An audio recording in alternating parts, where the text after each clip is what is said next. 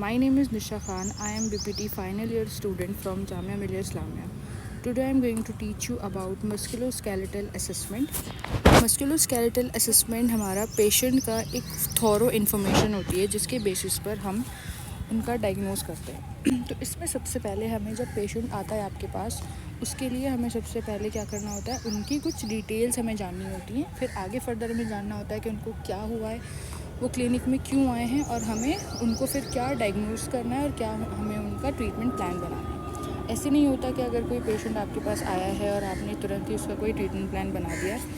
तो सबसे पहले हमें मस्कुलोस्केलेटल असेसमेंट, जो मेनली कंडीशंस होती हैं हमारी मस्कुलोस्केलेटल से रिलेटेड, ज़्यादातर जिसके लिए पेशेंट्स हमारे पास आते हैं उनके लिए हमारा एक असेसमेंट का अलग पूरा फॉर्मेट होता है। सो यहाँ पे ये जो मेरा फॉर्मेट है ये मैंने बनाया है from with the help of the David J Magee book, जो आप सबको पढ़नी है for the musculoskeletal assessment part. So यहाँ पर हम शुरू करते हैं। सबसे पहले तो अपना असेसमेंट स्टार्ट करने के लिए सबसे पहले आप लोगों को डेमोग्राफिक डेटा लेना होता है। सो इस डेमोग्राफिक डेटा में क्या चीज़ें आती हैं, हम उसमें पेशेंट का नेम पूछते हैं, एज, जेंडर, ऑक्यूपेशन, एड्रेस और डोमिनेंट साइड। सो नेम हम इसलिए पूछते हैं पेशेंट का ताकि हम उसको आइडेंटिफाई कर सकें कि उस पेशेंट का क्या नाम है। हमें उसको ऐसे नहीं बुलाना है कि अरे ये वो सब करके, हमें उसका नाम लेकर बुलाना है।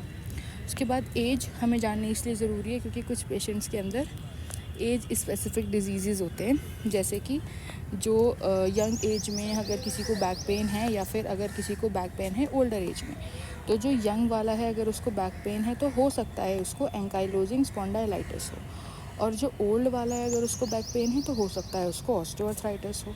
तो दोनों में ही हमारा सिम्टम सेम है, लेकिन जो एज और उसके बेसिस पे हमने क्लासिफाई किया उसके हिसाब से डिजीज़ अलग है। अब बात करते हैं जेंडर की। तो जेंडर इसलिए स्पेसिफिक है कि फ़ीमेल्स में कुछ डिजीज़ होते हैं जो कॉमन होते हैं और मेल्स में कुछ डिजीज़ होते हैं जो कॉमन होते हैं। जैसे अगर फ़ीमेल में या मेल में दोनों में ही बैक पेन हो रहा है तो हो सकता है वो फ़ीमेल में एसआई जॉइंट डिसफंक्शन की वजह से और मेल के अंदर वो एंकाइलोजिंग स्पॉन्डाइलाइटिस की वजह से है। उसके बाद आता है हमारा ऑक्यूपेशन। तो ऑक्यूपेशन हम इसलिए पूछते हैं क्योंकि कुछ लोगों को अपने ऑक्यूपेशन से रिलेटेड डिजीज़ होते हैं। जैसे कुछ लोग लॉन्ग आवर सिटिंग्स में अगर बैठते हैं अपने ऑफिस में तो उनमें पोस्चरल इम्बैलेंसेस होंगे, उनका पोस्चर जो है वो एबनॉर्मल होगा। अब हम पूछते हैं एड्रेस। एड्रेस हम इसलिए पूछते हैं पूरा प्रॉपर कि वो कौन सी लोकेलिटी में पेशेंट रहते हैं और वहाँ पे वो कौन से बेसिकली फ्लोर पे रहते हैं, और वो फ्लोर पे जाने के लिए स्टेयर्स का इस्तेमाल करते हैं या फिर वो लिफ्ट का इस्तेमाल करते हैं। इससे भी हम थोड़ा अपना रिस्क फैक्टर जान सकते हैं। उसके बाद हम पूछते हैं डोमिनेंट साइड। ज़्यादा लोगों की डोमिनेंट साइड राइट होती है, तो इसलिए हमारे जो यूजुअली कुछ डिजीज़ ऐसे होते हैं जो अगर यूनिलेटरल होते हैं तो वो राइट साइड सिम्टम्स शो करेंगे।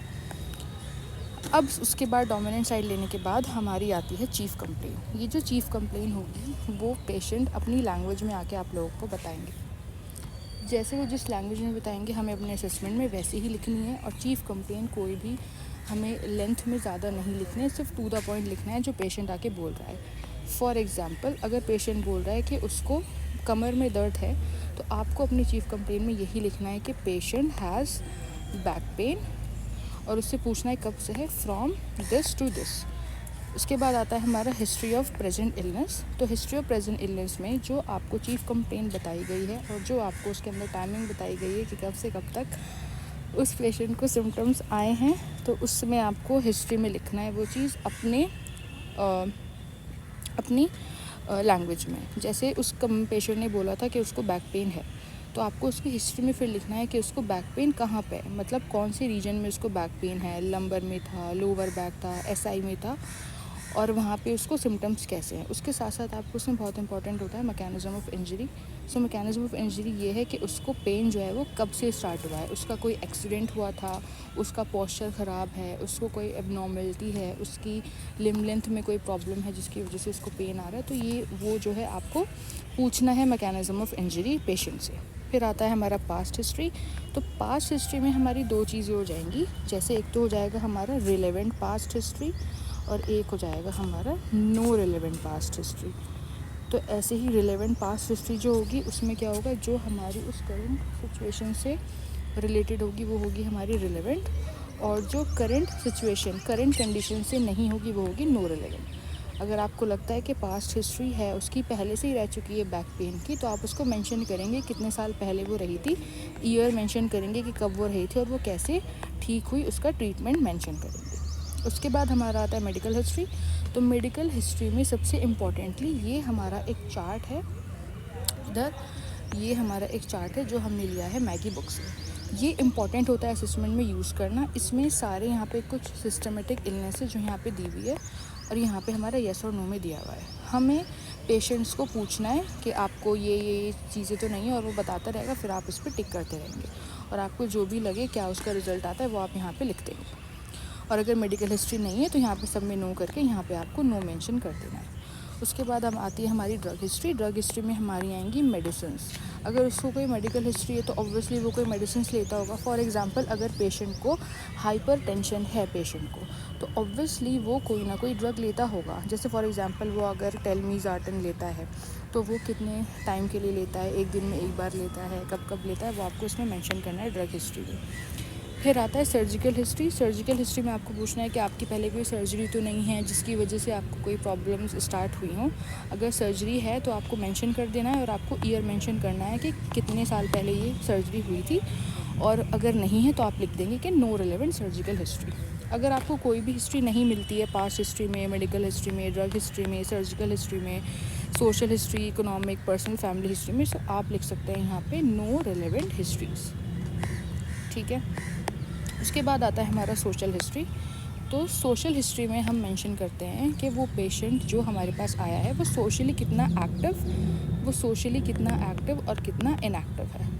मतलब फॉर एग्जांपल अगर वही बैक पेन का पेशेंट है तो अगर वो एक्टिव होगा तो हो सकता है वो कोई प्लेयर हो, वो बाहर जाता हो, वो जिम करता हो जिसकी वजह से उसको पेन बढ़ता है। या फिर वो अगर इनएक्टिव पेशेंट है सोशली तो हो सकता है कि वो घर पे बैठे बैठे कोई वर्क फ्रॉम होम करता हो, कुछ काम करता हो घर पे बैठे बैठे, उसका इसलिए पेन आया हो। तो हमें सोशल हिस्ट्री लेनी बहुत ज़रूरी है। उसके बाद आता है हमारा इकोनॉमिक हिस्ट्री। इकोनॉमिक हिस्ट्री हम पेशेंट की इसलिए लेते हैं ताकि हम थोड़ा जान सकें वो किस बैकग्राउंड से आया है, और हम आगे चल के जो उसका ट्रीटमेंट प्लान बनाएंगे तो उसमें हमें क्या रिक्वायरमेंट है देने की उनको। फॉर एग्ज़ाम्पल कुछ ऐसे पेशेंट्स होते हैं जो ऑर्थोसिस वगैरह जिनको हम देते हैं या प्रोस्थोसिस बनवाते हैं, तो उनके लिए सफिशिएंट होता है कि वो उसको बाय कर सकते हैं। लेकिन कुछ पेशेंट ऐसे होते हैं जो जिस इकोनॉमिक बैकग्राउंड से आते हैं, जो फाइनेंशियली स्टेबल नहीं होते हैं, तो जो नहीं खरीद सकते हमारे ऑर्थोसिस और प्रोस्थोसिस को, तो उनके लिए हम इसलिए इकोनॉमिक हिस्ट्री पूछते हैं ताकि हम अपने ट्रीटमेंट प्लान में फिर हम कुछ चेंजेस कर सकें। फिर पूछते हैं पेशेंट से कि आपके क्या क्या प्री डिस्पोजिंग फैक्टर्स हैं, मतलब आप स्मोकिंग करते हैं या आप अल्कोहल लेते हैं या आपकी कोई ऐसी पर्सनल चीज़ है जो हमें पता होनी चाहिए, जिससे क्या पता वो जो डिज़ीज़ है उसका कोई ताल्लुक़ हो। अब है हमारी फैमिली हिस्ट्री। तो फैमिली हिस्ट्री हम इसलिए पूछते हैं ताकि हमें पता चल सके कि वो जो डिज़ीज़ उसको हुआ है वो कंजेनाइटल तो नहीं है, या वो इनहेरिटेड तो नहीं है, या उसके मदर फादर को तो नहीं है जिसकी वजह से उसको आया है। फिर आती है हमारी सबसे मोस्ट इम्पॉर्टेंट होती है हमारी पेन हिस्ट्री। इसी से हमें लगभग अंदाज़ा हो जाता है कि उस पेशेंट को क्या प्रॉब्लम हुई है और हमें क्या डायग्नोस बनाना है। तो पेन हिस्ट्री हमें पेशेंट की सबसे इम्पॉर्टेंटली लेनी होती है। इसमें सबसे पहले हम पूछते हैं, सबसे पहले वो आके आपको बता ही देता है चीफ कंप्लेन में कि उसको कहाँ पर पेन है, कैसे पेन है। तो आप यहाँ पर उसके लिखोगे सबसे पहले साइड जो होती है लेफ़्ट या राइट। तो लेफ़्ट या राइट साइड है, यूनिलेटरल है, बायलेटरल है, आपको इसमें ये मेंशन करना है। उसके बाद आता है आपका साइट, यानी कि कौन से रीजन में जो है उस पेशेंट को पेन हो रहा है, कितने रीजन में हो रहा है। जैसे अगर उसको बैक पेन है तो आपको देखना है सबसे पहले कि वो बैक पेन यूनिलेटरल है या वो आपका सेंट्रल है, मतलब कि वो एक ही साइड हो रहा है बैक के, या फिर वो सेंट्रलाइज पेन हो रहा है। फिर आपके साइड में आप क्या लिखोगे कि वो कौन सी बैक में है, मतलब वो अपर बैक में है या फिर वो लोअर बैक में है, थोरैसिक रीजन में है, लंबर रीजन में, आपको ये उसमें मेंशन करना है। उसके बाद आता है हमारा type of pain which is very very very important. इससे हम क्लासीफाई कर सकते हैं कि उस इंसान को किस तरीके का पेन है, मतलब उसको मसल में पेन हुआ है, उसको जॉइंट में पेन हुआ है, उसको नर्व में पेन हुआ है, उसको वेसल्स का पेन है, उसको बोन का पेन है, या उसके अंदर कोई ऐसी सिस्टमिक इलनेस है जिसकी वजह से उसको पेन हो रहा है। तो फॉर एग्ज़ाम्पल अगर यहाँ पे वो बंदा बोल रहा है कि हाँ उसको पेन है, और उसको कैसा पेन है, वो बोल रहा है कि मुझे थोड़ा सा डल और मसल एकिंग, मतलब डल और एकिंग और थोड़ा सा डिफ्यूजिंग पेन है, तो इससे आप क्या पता कर सकते हो कि ये मसल का पेन हो सकता है या फिर थोड़ा बहुत हमारा वेसल्स का पेन हो सकता है। अगर वो बोल रहा है कि मुझे जो पेन है वो है शार्प पेन है और शूटिंग पेन है पूरा, तो ये हमारा नर्व पेन हो सकता है। अगर वो बोल रहा है कि उसको बर्निंग पेन हो रहा है थोड़ा, तो हमारा हो सकता है कि इसमें इन्फ्लेमेशन भी हो रही हो साथ में, ठीक है। अगर वो बोल रहा है कि थ्रॉबिंग पेन है, तो हो सकता है वो हेडेक की वजह से हो रहा हो थ्रॉबिंग पेन। तो ये सारे के सारे पेन जो है हमारे टाइप्स ऑफ पेन हमें पेशेंट बताएगा, उससे हम आइडेंटिफाई करेंगे कि उसको किस तरीके का पेन है, मतलब किस पार्ट में प्रॉब्लम है, मसल में प्रॉब्लम है या जॉइंट में प्रॉब्लम है या फिर हमारा बोन या फिर नर्व की प्रॉब्लम है। अब नेचर एंड बिहेवियर, ज़्यादातर ये जो टर्म्स होते हैं दोनों कंफ्यूजिंग होते हैं, क्योंकि एक में पता चलता है कि जो हमारा पेन है वो एक्यूट है या फिर हमारा क्रोनिक है, मतलब हमारा इसमें ग्रेजुअल है या सडन है। एक में पता चलता है कि हमारा जो पेन था वो कॉन्टीन्यूअस था या फिर हमारा इंटरमिटेंट पेन था। तो नेचर में हम लिखते हैं कि जो पेन होता है हमारा वो या तो होता है कॉन्टीन्यूअस तरीके का पेन हो रहा है या फिर इंटरमिटेंट पेन हो रहा है, मतलब उस पेशेंट को जो है वो कॉन्टीन्यूसली पेन हो रहा है जब से उसको पेन स्टार्ट हुआ है, या फिर उसको बीच बीच में पेन रुक रहा है फिर पेन हो रहा है कुछ एक्टिविटी करने पे या कुछ चीज़ नहीं करने पे। फिर आता है बिहेवियर, जिसमें हम लिखते हैं कि वो जो पेन है उसका मेन टाइप क्या है, मतलब वो बॉडी के अंदर रेडिएट कर रहा है या फिर रेडिएट नहीं कर रहा है या फिर वो रेफ़र कर रहा है। रेडिएटिंग पेन में और रेफर्ड पेन में बेसिक डिफरेंस ये होता है कि जो रेडिएटिंग पेन होते हैं इसमें वो एक पूरा का पूरा जो नर्व का पाथवे होता है वो फॉलो करता है। जैसे फॉर एग्ज़ाम्पल अगर मैं बात करूँ कि हमें शियाटिका है, तो शियाटिका के अंदर जो पूरा का पूरा शियाटिक नर्व का कोर्स होता है उसी के अलोंग जो है वो पेन फील होता है, तो इसको हम रेडिएटिंग पेन बोलेंगे। लेकिन अगर कोई ऐसी नर्व है जो कॉमन सप्लाई करती है हमारे दो पार्ट को, एक पार्ट हेयर और एक पार्ट हेयर, तो अगर उस नर्व में प्रॉब्लम है तो हो सकता है कि वो उसका पेन इस पार्ट में भी आए और इस पार्ट में भी आए। तो इसमें ये कोई भी पाथ को फॉलो नहीं करेंगे, लेकिन पेन जो है वो दोनों जगह पर पॉइंट में फील होगा, तो इसको हम बोलते हैं रेफर्ड पेन। और जो पेन रेफर्ड नहीं होता, ना ही रेडिएटिंग होता है, उसको हम नॉन रेडिएटिंग पेन बोलते हैं। फिर आता है हमारा ऑनसेट में हम देखते हैं कि वो जो पेन है वो ग्रेजुअल है, यानी वो धीरे धीरे बढ़ा है, या वो सडन हुआ है। अगर वो सडन होता है तो वो ज़्यादातर एक्यूट कंडीशंस होती हैं, अगर वो ग्रेजुअल होता है तो ज़्यादातर क्रोनिक कंडीशंस होती हैं। अब मेन हम पूछते हैं सबसे पहले कि वो जो पेशेंट हमारे पास आया उसमें पेन की इंटेंसिटी क्या है। तो पेन इंटेंसिटी के लिए हमारे पास कुछ स्केल होते हैं, तो यूजुअली हम लोग NPRS स्केल और VAS scale, NPRS is for numerical pain rating scale and VAS is for visual analogal scale, इनके लिए यूज़ करते हैं। तो NPRS में और वास में हमारा एक स्केल होता है फ्रॉम 0 to 10 के बीच में, जिसमें 0 मतलब नो पेन, 10 मतलब सीवियर पेन और in between the moderate pen. तो यहाँ पे हम पेशेंट को ये समझाते हैं और उनको बोलते हैं कि आप अपने पेन को कितना रेट करेंगे on the scale of the 10। या फिर कुछ पेशेंट्स हैं जैसे जिनको नहीं समझ आ रहा आपका NPRS और वास, कुछ ऐसे पेशेंट्स होते हैं जिनको नहीं समझ में आता है, तो उनके लिए हमारे पास कुछ फेस चार्ट्स होते हैं जिनमें अलग अलग एक्सप्रेशंस के फेस बने होते हैं, या फिर हमारा बिहेवियरल रेटिंग स्केल होता है जिसमें पेशेंट का एप्रीहेंशन देख के, उनका फेस के एक्सप्रेशंस देख के हम पेन की इंटेंसिटी बताते हैं कि उसको कितना पेन हो सकता है। ज़्यादातर जो फेस चार्ट्स होते हैं वो हम चिल्ड्रंस के लिए यूज़ करते हैं, और जो हमारे बेड रिडन पेशेंट हैं उनके लिए यूज़ करते हैं जो कि नहीं बोल पा रहे हैं ठीक से। उसके बाद जब आपको देखना है पेन, जैसे कि यहाँ पर मैंने बताया था अभी कि हमें टाइप्स ऑफ पेन में देखना होता है कि उसको किस तरीके का पेन है, तो यहाँ पे एक पेन आता है हमारा सिस्टमिक पेन। तो यहाँ इसका मतलब है कि सिस्टमिक पेन मतलब कि आपको जो है वो जनरलाइज्ड बॉडी पेन है। अगर हमें दिख रहा है कि उसका जनरलाइज्ड बॉडी पेन है और हमें कोई मस्कुलोस्केलेटल प्रॉब्लम नहीं दिख रही है, तो हमें ये आइडेंटिफाई करना है कि उस इंसान के अंदर कोई और दूसरी चीज़ तो प्रेजेंट नहीं है जिसकी वजह से उसको पेन फील हो रहा है। फॉर एग्ज़ाम्पल अगर किसी पेशेंट को एड्स होता है या फिर किसी को कैंसर होता है, तो उन पेशेंट में भी हमारा जनरलाइज्ड बॉडी एक होता है, पूरे बॉडी में पेन होता है। तो उसके लिए हमें ये रूल आउट करना ज़रूरी है कि उसका कोई सेकेंडरी कॉज तो नहीं है। तो इसी चीज़ के लिए हमें डिफ्रेंशिएट करना है मस्कुलोस्केलेटल और कोई सिस्टमिक प्रॉब्लम्स के लिए। So we have to check for the red flags and the yellow flags. तो ये जो रेड फ्लैग है यहाँ पर आप चेक करेंगे, अगर ये सिम्टम्स पेशेंट को हैं यहाँ पर जो लिखे हैं, अगर ये सिम्टम्स हैं तो हो सकता है उसको कैंसर हो, अगर ये वाले सिम्टम्स हैं तो हो सकता है उसको कार्डियोवैस्कुलर प्रॉब्लम्स हो, अगर ये सिम्टम्स प्रेजेंट है हो सकता है उसको GI प्रॉब्लम्स हो। तो आपको ये आइडेंटिफाई करना आना चाहिए कि उसको मस्कुलोस्केलेटल प्रॉब्लम्स हैं या फिर उसको अदर सिस्टमेटिक प्रॉब्लम्स हैं। उसके बाद आता है हमारा येलो फ्लैग्स। तो येलो फ्लैग कुछ ऐसे सिम्टम्स हैं जो कि मस्कुलोस्केलेटल सिम्टम्स ही हैं जिसको आप ट्रीट करेंगे, लेकिन उसका जो कॉज होगा वो कोई दूसरा कॉज होगा, वो मस्कुलोस्केलेटल कॉज होगा ही नहीं। फॉर एग्जांपल इसमें देखो, इसमें बायलेटरल सिम्टम्स आते हैं, इसमें फेंटिंग हो सकती है, वर्टिगो हो सकते हैं, अटैक्स आ सकते हैं, न्यूरोलॉजिकल सिम्टम्स आ सकते हैं। तो हो सकता है कि आपको ये ब्रेन से रिलेटेड कोई डिजीज़ हो, स्पाइनल कॉर्ड से रिलेटेड कोई डिजीज़ हो जो कि सिम्टम्स ऑल ओवर पेरिफेरी में पहुंचा रहा है, मस्कुलोस्केलेटल में पहुंचा रहा है। तो ट्रीट तो आप करेंगे, लेकिन कुछ कॉन्ट्रा इंडिकेशंस और कुछ प्रिकॉशंस के साथ उसको ट्रीट करेंगे। सो सबसे पहले जब पेशेंट आता है उसको प्रॉपर डायग्नोज करने से पहले आपको उसके रेड फ्लैग्स और येलो फ्लैग्स को चेक करना होता है। देन यहाँ पे कुछ डिफ्रेंशिएशन है कि सिस्टमेटिक में और मस्कुलोस्केलेटल पेन में क्या क्या डिफरेंसेस होते हैं। So please go through this table. These table are also present in your Magee book. ये टेबल वहीं से लिए गए हैं, तो आप उसको वहाँ पे भी देख सकते हैं। उसके बाद होता है हमारा पेन हिस्ट्री में सबसे पहले एग्रीवेटिंग फैक्टर और रिलीविंग फैक्टर। एग्रीवेटिंग फैक्टर मतलब जिससे कि पेन इंक्रीज़ हो रहा है जिन एक्टिविटी से, रिलीविंग फैक्टर जिन एक्टिविटी से हमारा जो पेन है वो डिक्रीज़ हो रहा है। Now we have the observation part which is the next part of our assessment. तो हमारा असेसमेंट बेसिकली जो हम लोग पढ़ते हैं वो डिपेंड करता है SOAP सोप पे। तो S फॉर इज़ जो सब्जेक्टिव वाला part, O for is for objective वाला part, A for assessment and P for the plan.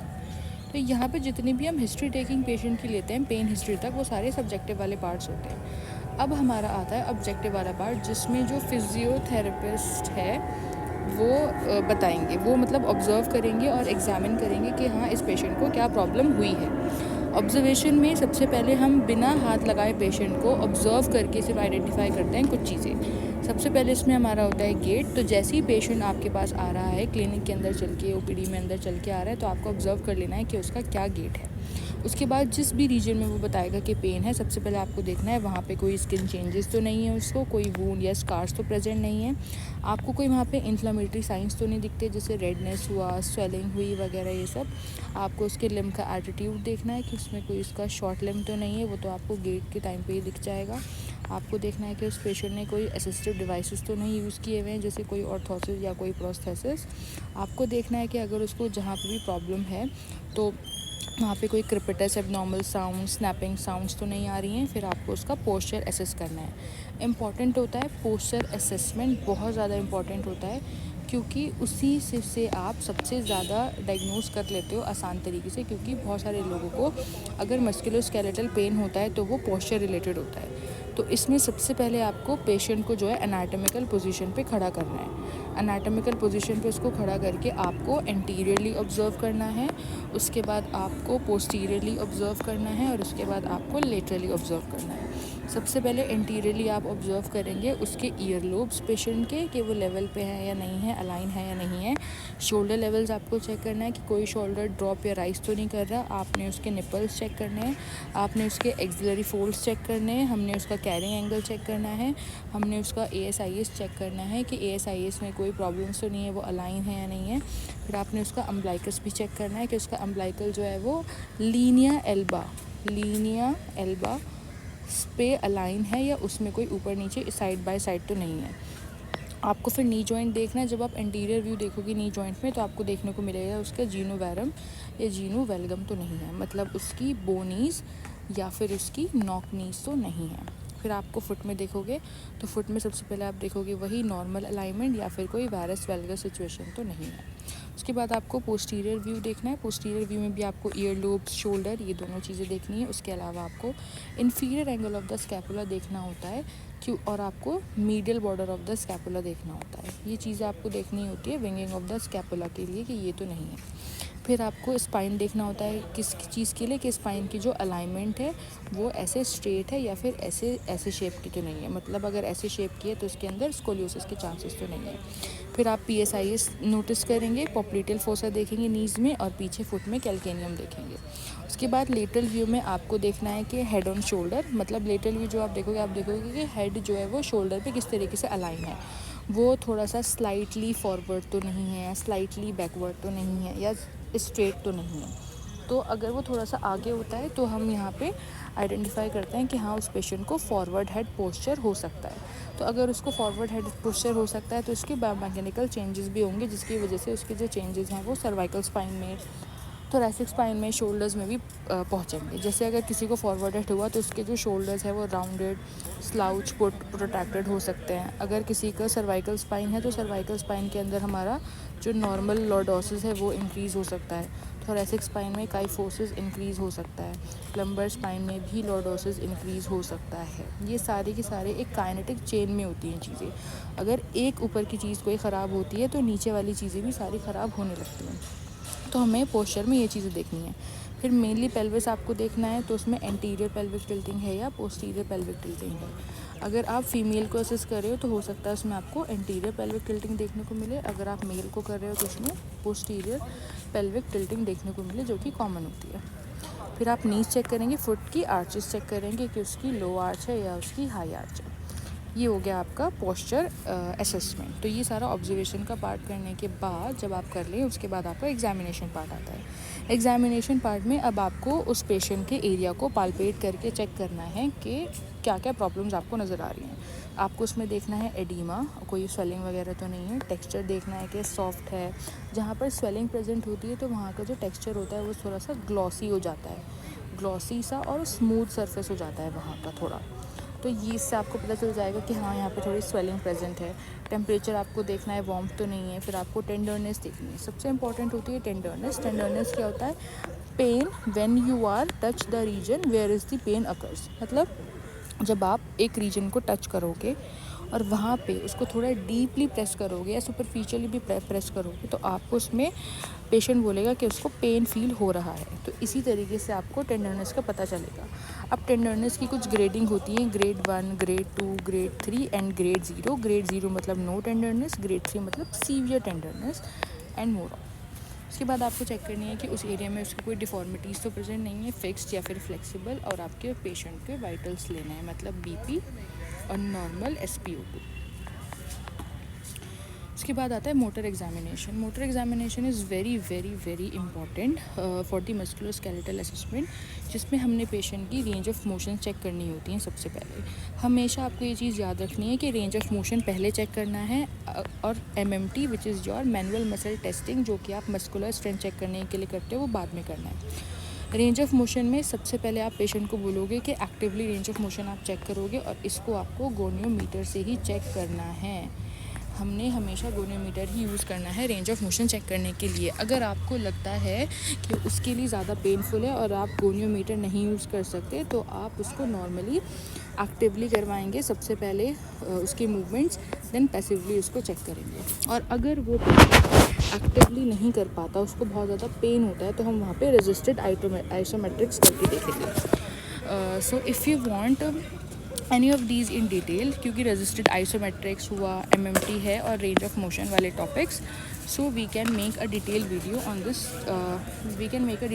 On this topic if you all want them. Done bilaterally for both the limbs to check normal versus abnormal. हमें जो भी MMT और range of motion करवाना है वो हमें सबसे पहले नॉर्मल लिम्ब पे करवाएंगे, फिर हम उसको एबनॉर्मल लिम्ब पे करवाएंगे, ताकि हम उसमें डिफरेंस पता कर सकें कि ROM में और MMT में दोनों में क्या डिफरेंस आ रहा है। और हमेशा जब आप असेसमेंट के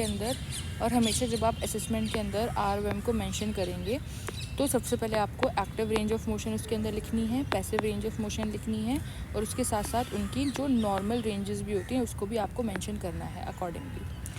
देन हमारे पास आता है सेंसरी एग्जामिनेशन। हमेशा आपको पेशेंट का उस एरिया का सेंसरी एग्जामिनेशन चेक करना होता है, क्योंकि हम वहाँ पर क्या करते हैं, हम अपनी मोडालिटीज़ लगानी होती हैं। जैसे हमारा हॉट पैक हुआ, कोल्ड पैक हुआ, टेंस, IFT, अल्ट्रासाउंड, ये सारी चीज़ें हमको वहाँ पर यूज़ करनी होती हैं। तो उसको यूज़ करने से पहले हमें पता करना होता है कि पेशेंट के जो सेंसेशंस है वो इंटैक्ट हैं या नहीं हैं। तो उसके लिए हम चेक करते हैं कि पेशेंट को एनेस्थीसिया, पैरेस्थीसिया, हाइपरसेंसिटिविटी तो नहीं है। अगर आपको चेक करना, आप कुछ नहीं करेंगे, एक रीजन में अपने कोई पेन से या अलग अलग ऑब्जेक्ट से थोड़ा वहाँ पे स्ट्रोक करेंगे उस एरिया को, और आप पेशेंट से पूछेंगे कि आपको किस तरीके का फ़ील हो रहा है। अगर उनको वैसा ही फ़ील हो रहा होगा जैसे टेक्सचर होगा उस ऑब्जेक्ट का, तो वहाँ उनके जो सेंसेशंस है वो इंटैक्ट होंगे। उसके बाद हम रिफ्लेक्सेस चेक करते हैं। तो रिफ्लेक्सेस वही डीप टेंडन रिफ्लेक्सेस जो हम चेक करते हैं, नी जर्क हम चेक करते हैं नी के लिए, बाइसेप के लिए हम इसमें चेक करते हैं। सो ये सब हम चेक कर सकते हैं। अगर आपको इसकी भी डिटेल वीडियो चाहिए सो आप मुझे बता सकते हैं, मैं इसकी डिटेल वीडियो आपके साथ शेयर कर दूँगी। अब हमारी बात आती है, जब पूरा का पूरा आप असेसमेंट कर लेंगे तो फिर एक हमारे जो इसमें एक है क्लिनिकल डायग्नोसिस। मतलब अगर वो पेशेंट आपके पास आया, उसने आपको अपनी बात बताई, इन्फॉर्मेशन दी, उसको ये चीज़ें हैं, आपने उसका ऑब्जर्वेशन किया, उसका एग्जामिनेशन किया, आपने उसकी सारी चीज़ें चेक की, आपको एक प्रोबेबिलिटी मिलेगी, आपको एक क्लिनिकल, आपको लगेगा कि हाँ ये कोई डायग्नोसिस उसको हो सकता है। फॉर एग्जांपल कोई एक अगर इंसान आया जिसको फॉरवर्ड हेड भी था, बैक में पेन था, अपर बैक में पेन था, उसका स्लाउच पोस्चर था, तो हो सकता है आपने उसका क्लिनिकल डायग्नोसिस बनाया हो कि उसको मस्कुलर इम्बैलेंसेस है। हो सकता है कि उसको मस्कुलर इम्बैलेंसेस हो, उसके कुछ मसल्स टाइट हों, उसके कुछ मसल्स वीक हों। तो इसके बेसिस पर आपने क्या बनाया, क्लिनिकल डायग्नोस बनाया। उसके बाद अब आपको फर्दर चेक करना है कुछ स्पेशल टेस्ट से। तो स्पेशल टेस्ट हम आगे चल के अलग अलग जॉइंट्स के अलग अलग टाइप के स्पेशल टेस्ट पढ़ते हैं आइडेंटिफाई करने के लिए कि उसको कौन कौन से डिजीज़ या कंडीशन प्रेजेंट हो सकती है। तो अगर आपको लगता है कि उसके अंदर मस्कुलर इम्बैलेंस है या उसको कोई पेन है, तो उसके लिए आप कोई स्पेशल टेस्ट करके रूल आउट कर लो। जो टेस्ट पॉजिटिव आ जाएगा वो उस कंडीशन के लिए हो जाएगा, और जो टेस्ट नेगेटिव आ जाएगा वो हमारा जाके ऐड हो जाएगा डिफरेंशियल डायग्नोसिस के लिए। अब आता है हमारा इन्वेस्टिगेशंस। तो इन्वेस्टिगेशंस में हमारी दो चीज़ें होंगी इंपॉर्टेंटली। एक तो हमारी हो गया सारा का सारा स्कैनिंग वाला पार्ट। स्कैनिंग वाले पार्ट में क्या चीज़ हो सकती है, हमारा एक्सरे हो सकता है, एमआरआई हो सकता है, और हमारा सीटी स्कैन हो सकता है। सो या तो आप करवाओगे इन्वेस्टिगेशंस, आपने कुछ करवाई होंगी, या अगर पेशेंट किसी से रेफ़र होके आया है किसी ऑर्थोपेडिशियन से, तो उसने पक्का कुछ स्कैनिंग करवाई होंगी उसकी, जैसे एक्सरे वगैरह तो करवाते ही हैं, तो एक्सरे करवाया होगा। तो आप उससे पूछोगे कि आपके पास कोई एक्सरे वगैरह, सीटी स्कैन, एमआरआई है या नहीं है। आपको इसमें जो जो फाइंडिंग्स दिखती हैं आप यहाँ पे उसको ऐड करोगे। उसके अलावा एक और मेन चीज़ होती है जो कि होते हैं आपके लेबोरेटरी टेस्ट। कुछ लेबोरेटरी टेस्ट जो होते हैं वो बहुत ज़्यादा इंपॉर्टेंट होते हैं मस्कुलोस्केलेटल कंडीशंस के लिए। जैसे आपका होता है WBC काउंट कितना है, मतलब पूरा का पूरा जो CBC होता है ना, ये आपका इम्पॉर्टेंट होता है। उसके अलावा हमारा यूरिक एसिड जो होता है वो हमारा बहुत इम्पॉर्टेंट होता है। तो इसलिए ये हमारी कुछ टेबल है यहाँ पे, जो हमारी कुछ लेबॉर्ट्री टेस्ट होते हैं अलग अलग कंपोनेंट्स के लिए, और इनकी नॉर्मल रेंज लिखी है। तो ये हमें अपने असेसमेंट में थोड़ा सा याद रखना होता है, ताकि इन्वेस्टिगेशन लिखते वक्त आपको थोड़ा आइडिया लगे कि उसकी बॉडी में क्या चीज़ इंक्रीज़ हुई हुई है और क्या चीज़ डिक्रीज़ हुई हुई है। जैसे WBC हुआ, RBC, हेमाटोक्रिट, हीमोग्लोबिन, ESR, और आपका platelet, calcium for bones, uric acid bones के लिए, रूमेटॉइड फैक्टर्स, ये सब। और ये आपका एक्सरे है। तो आपको एक्सरे एज इट इज़ लगाने की ज़रूरत नहीं है, you can use the reports, and आप यहाँ पे लिख सकते हो क्या एक्सरे में फाइंडिंग्स थी और क्या आपके लेबोरेटरी टेस्ट में फाइंडिंग्स थी। अगर आपको नहीं लगता उस पेशेंट के पास कोई इन्वेस्टिगेशन है तो यहाँ आप लिख सकते हैं no relevant investigation is see. उसके बाद जब ये सारी चीज़ें आप कर लेंगे, आप इन्वेस्टिगेशन चेक कर लेंगे, स्पेशल टेस्ट कर लेंगे, तो आप एक रूल आउट करेंगे, सारा का सारा आप रूल आउट करेंगे उसको कि इस पेशेंट को क्या क्या चीज़ें हो सकती हैं। फॉर एग्ज़ाम्पल अगर एक पेशेंट को बैक पेन है तो उसमें बहुत सारी ऐसी चीज़ें हो सकती हैं। हो सकता है कि उसको उसके मसल्स में इम्बैलेंस हो इसलिए उसको बैक पेन है, या उसको कोई न्यूरोलॉजिकल डिसऑर्डर हो इसलिए उसको बैक पेन है, या उसको स्टेनोसिस हो इसलिए उसको बैक पेन है।